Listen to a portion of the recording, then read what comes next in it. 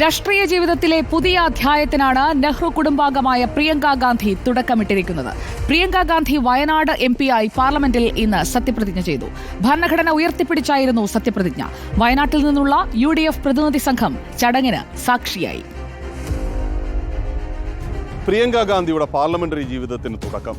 കേരളത്തിലെ വയനാട്ടിൽ നിന്നുള്ള ലോക്സഭാംഗമായാണ് പ്രിയങ്ക ഗാന്ധി സത്യവാചകം ചൊല്ലിയത്.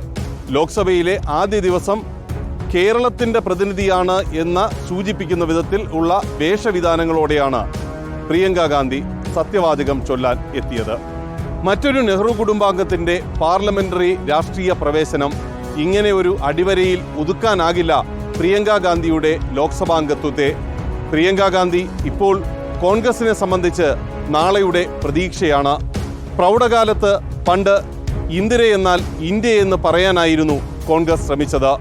ഈ പഞ്ഞകാലത്ത് ഇന്ദിരയെന്നാൽ പ്രിയങ്കയായിരിക്കും എന്ന് സന്ദേശം നൽകുകയാണ് കോൺഗ്രസിനെ സംബന്ധിച്ച് ഇനിയുള്ള ദിവസങ്ങളിൽ ലക്ഷ്യം.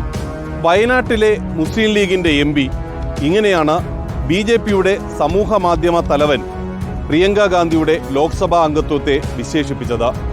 പ്രിയങ്ക ഗാന്ധിയുടെ സാന്നിധ്യം ലോക്സഭയിൽ ഒരു പ്രതിസന്ധിയും തങ്ങൾക്കുണ്ടാകില്ലെന്ന് BJP അവകാശപ്പെടുമ്പോഴും എത്രമാത്രം BJP രാഷ്ട്രീയമായി പ്രിയങ്ക ഗാന്ധിയുടെ കടന്നുവരവിനെ ഭയപ്പെടുന്നു എന്നതിൻ്റെ തെളിവ് കൂടിയാണ് ഈ പ്രതികരണം.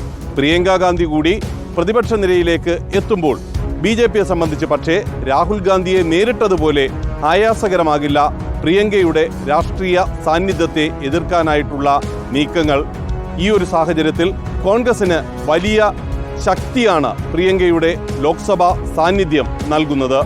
അത് നന്നായി മുതലെടുക്കുന്ന തന്ത്രങ്ങളാകും വരും ദിവസങ്ങളിൽ കോൺഗ്രസ് രാജ്യത്താകെ നടത്താനും തയ്യാറെടുക്കുക. ഏറ്റവും ആദ്യമായിട്ട് കേരളത്തിലെ വയനാട്ടിൽ തന്നെയാകും ഇതിനു വേണ്ടിയിട്ടുള്ള ശ്രമങ്ങൾ. വയനാട്ടിലേക്ക് വേണ്ടിയുള്ള പ്രതിഷേധ പരിപാടികൾ ഡൽഹിയിൽ ആരംഭിച്ച് കേരളത്തിലേക്ക് പ്രിയങ്കയെ മുൻനിർത്തി വ്യാപിപ്പിക്കാനാണ് കോൺഗ്രസ് തീരുമാനിച്ചിരിക്കുന്നത്. ഒരുപക്ഷെ ഇനിയുള്ള ദിവസങ്ങളിൽ വളരെ ശക്തമായിട്ട് വയനാട്ടിലെ പ്രകൃതി ദുരന്തവുമായി ബന്ധപ്പെട്ട് കേന്ദ്രം സ്വീകരിച്ച നിലപാട്, ആ നിലപാടിനെ ചോദ്യം ചെയ്യാൻ പ്രിയങ്ക ഗാന്ധി കോൺഗ്രസിന്റെ മുഖമാകും. കേരളത്തിലും സംസ്ഥാന സർക്കാരിന്റെ ഭാഗത്തു നിന്ന് ഉണ്ടായ വീഴ്ചകൾ ചൂണ്ടിക്കാട്ടാനാകും പ്രിയങ്ക ഗാന്ധിയെ മുൻനിർത്തി കോൺഗ്രസ് ശ്രമിക്കുക. പൊതുവിൽ പ്രിയങ്ക ഗാന്ധി കടന്നുവരുമ്പോൾ കേരളത്തിലെ കോൺഗ്രസിനും വലിയ രാഷ്ട്രീയ ഊർജം അത് നൽകുന്നു.